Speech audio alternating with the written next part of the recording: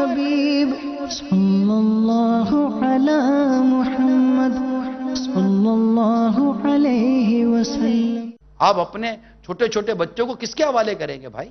اب دور ایسا ہے، اب اپنی بچوں کس کے حوالے کریں گے؟ اس معاشرے میں جہاں 4 5 5 6 7 سال کی بچیوں کے ساتھ زیادتی ہوتی ہے، بدکاری کے واقعات ہوتے ہیں، نہ بچے بچتے ہیں نہ بچیاں بچتی ہیں، ایسے دور میں آپ اپنا بچہ کس کے حوالے کرو گے بھائی؟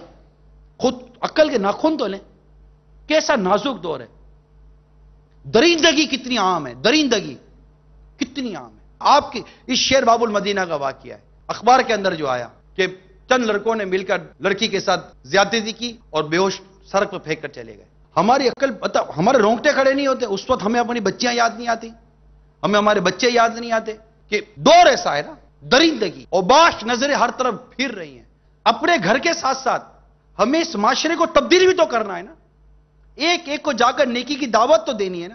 جیسے کہ ایک جگہ بیٹھا ہوا تھا، اسی طرح کی جو بیانات اور اس کے اوپر کچھ مشورہ ہو رہا تھا، اینالائز رپورٹ سامنے آ رہی تھی کہ جناب کسی مطلب کہ سروے کمپنی نے یہ بتایا کہ جناب یہ پاکستان میں فلاں واقعہ 2008 میں اتنے ہزار تھا، 2011 میں اتنے ہزار ہوا ہے، 2013 میں اتنے ہزار ہوا ہے اور 2017 میں اتنے ہزار ہوگا۔ میں کیوں ہوگا 2017 میں اتنے زیادہ بھائی؟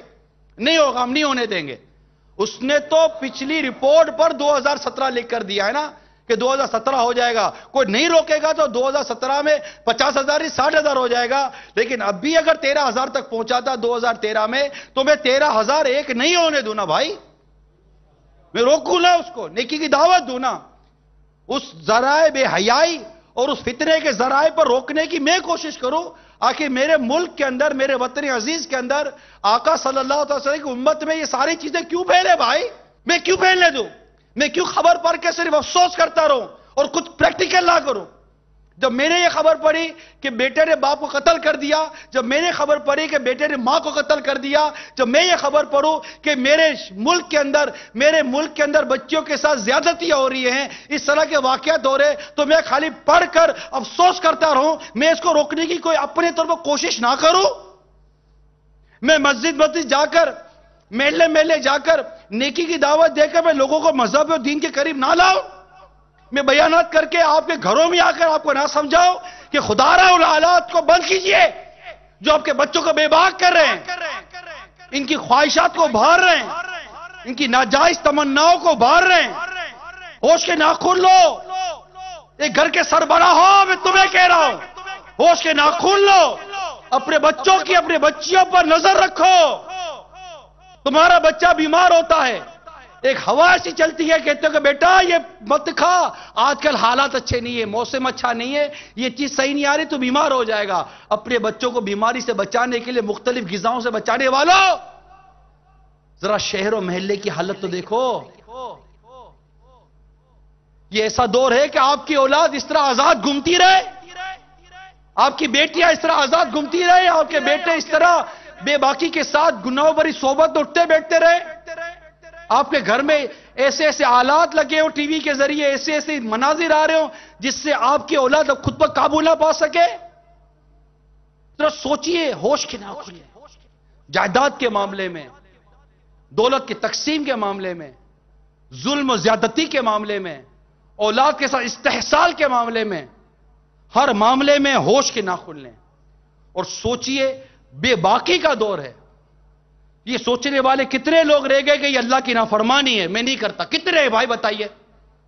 ہم نے اپنے اولاد کو کبھی اللہ کی نافرمانی سے ڈرایا ہوتا تو آج ہماری اولاد ہماری ذات کے لیے اللہ کی نافرمانی کرنے سے پہلے ڈرتی تو صحیح نا، کہ میں اپنے باپ کے ساتھ اگر یہ کر رہا ہوں یہ ہے اللہ کی نافرمانی، میں اپنی ماں کے ساتھ یہ کر رہا ہوں تو یہ ہے اللہ کی نافرمانی۔ ہم نے اللہ کی نافرمانی سے اپنی اولاد کو ڈرایا کتنا اور ہم ڈرے کتنا؟ تو وہ چیزیں اب نہ ہوں جو ہو رہی ہیں ہمارے معاشرے میں۔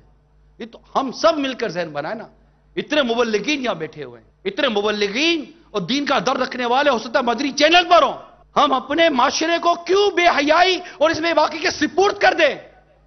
آخر میرے وطن عزیز کے اندر یہ کیوں ہو؟ دنیا بھر کے مسلمانوں کے اندر یہ کیوں ہو؟ ہم وعظ و نصیحت کے ذریعے تو کام کر سکتے ہیں، نیکی کی دعوت کے ذریعے تو کام کر سکتے ہیں، ہم طاقت کا استعمال نہیں کر سکتے اور نہ ہم کو کرنا ہے، نہ یہ ہمارا کام ہے۔ ہمارا کام تو نیکی کی دعوت کے ذریعے خوف خدا کی بات پہنچا کر، آخرت کی سوچ پیدا کر کے فیضان سنت کے درس کو عام کریں، مدنی قافلوں کو عام کریں. یہ نہیں کہ میں یار کب تک مدنی قافلے میں سفر کروں، جب تک گناہ باقی ہے ہم مدنی قافلے میں سفر کرتے رہیں گے. جب تک یہ مقصد کو ہم اپنی آنکھوں کو ٹھنڈا ہوتا نہیں دیکھتے کہ مجھے اپنی اور ساری دنیا کے لوگوں کی اصلاح کی کوشش کرنی ہے، ہم مدنی قافلوں میں سفر کرتے رہیں گے، مدنی انعامات کو ہم کرتے رہیں گے، ہفتہ وار اجتماع میں اسلامی بھائیوں کو لاتے رہیں گے، فیضان سنت کا درس ہم کرتے رہیں گے، اللہ کے دورہ برائے نیکی کی دعوت کی دھومیں مچاتے رہیں گے، مدرسۃ المدینہ بالیگان کو ہم کرتے رہیں گے، ہم اس وقت تک کرتے رہیں گے. اور یہ وہ مقصد ہے جو کبھی پورا نہیں ہوگا، یہ پورا ہونے والا مقصد نہیں ہے. کون ہے جو یہ کہہ دے کہ میری اصلاح ہو چکی ہے؟ صلوا علی الحبیب صلی اللہ علی محمد صلی اللہ علیہ وسلم. ہم 10 دوست اکٹھے ہو جاتے، اس حد تک بگڑ گئے کہ اگر استاد ہم سے سبق پوچھتا تھا تو ہم اس کو مارتے تھے. ہمارے گروپ کے اندر ایسے بھی دوست تھے، کچھ ہمیں دے دے اور کچھ ہم آپ کے لیے بھیج دیتے. اگر گھر میں جنازے کا اعلان ہوتا بس بھی ہمارا وہی مشغلہ تھا ڈش دیکھتے. تو میں اپنے گروپ کا سرغن نہ تھا، مطلب استاد تھا. بلکہ یہ ہو گیا کہ والد اور امی دوسرے بھائی کو اتنا توجہ نہیں دے رہے تھے جیسے ہم سے راضی ہو گئے. جو پشتو میں اس کو سکوڑ کہتے ہیں، اردو کا تو مجھے پتہ نہیں. مدنی انقلاب، مدنی انقلاب، مدنی انقلاب، مدنی انقلاب. صلو علی الحبیب صلی اللہ تعالی علی محمد. مجھے اپنی اور ساری دنیا کے لوگوں کی اصلاح کی کوشش کرنی ہے انشاءاللہ.